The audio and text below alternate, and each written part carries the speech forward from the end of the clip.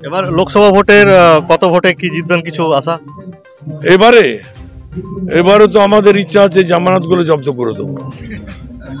সেই জামানতের দিন এসে গেছে জব্দ করার। ভোটটা আমাদের কাছে বড় নয়, কারণ আমরা তো ভোটটা হঠাৎ করে প্যারাশুটে নেমে করি না।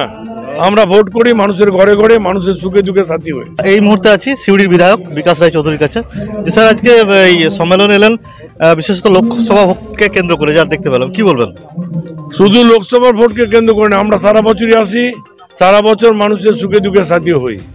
ভোটটা আমাদের কাছে বড় নয়, কারণ আমরা তো ভোটটা হঠাৎ করে প্যারাশুটে নেমে করি না। আমরা ভোট করি মানুষের ঘরে ঘরে, মানুষের সুখে দুঃখে সাথী হই। সুতরাং ভোট আমাদের সারা বছরই হয়। এবার লোকসভা ভোটের কত ভোটে কি জিতবেন কিছু আশা?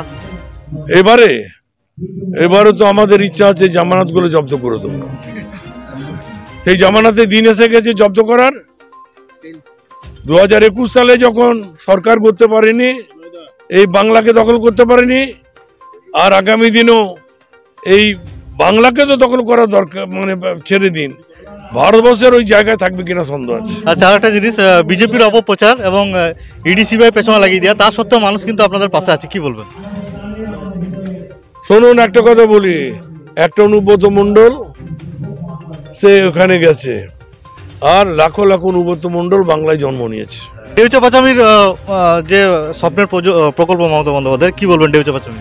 দেউচা পাচামি শুধু এই মোহাম্মদ বাজারের নয়, সারা ভারতবর্ষে একটা আলোড়ন তৈরি করেছে, এবং তার কিং মেকার হচ্ছেন মমতা ব্যানার্জি, যিনি প্রমাণ করে দিয়েছেন দেউচার মতো জায়গায়, মোহাম্মদ বাজারের মতো জায়গায় এই যে লাখো লাখো মানুষের কর্মসংস্থান করা যায়, মানুষের অর্থনৈতিক বুনিয়াদটা শক্তিশালী করা যায়, এবং আগামী দিনে এই বীরভূম, এই মোহাম্মদ বাজার বাংলা তথা ভারতবর্ষকে পথ দেখাবে অর্থনৈতিক দিক থেকে।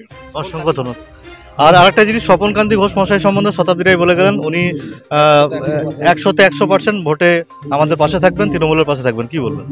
স্বপন তো আমাদের বাইরে কোনোদিন ছিল না, সুতরাং আমরা তো স্বপন তো আমাদের দলের একটা সময় বিধায়ক ছিল, আজও আমাদের সঙ্গে দৈনন্দিন যোগাযোগ আছে। সুতরাং স্বপন এটা তো বলার কিছু নেই, স্বপন আছে, স্বপন থাকবে। অসংখ্য ধন্যবাদ আপনাকে।